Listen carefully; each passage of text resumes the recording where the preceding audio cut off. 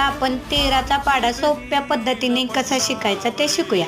1 2 3 अगोदर 10 पर्यंत लिहायचा आणि 3चा पाढा लिहून घ्यायचा.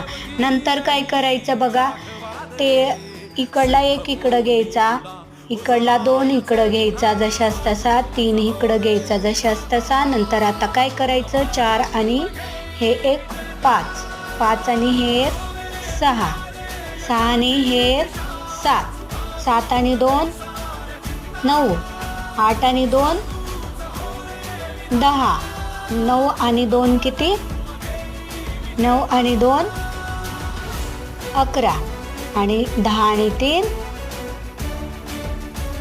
13. झाला 13चा पाढा. 13 एका 13, 13 दोन्ही 26, 13 39, 13 चौक 52, 13 पाचे 65, 13 संग 78, 13 साती 91, 13 8 104, 13 9 117, 13 100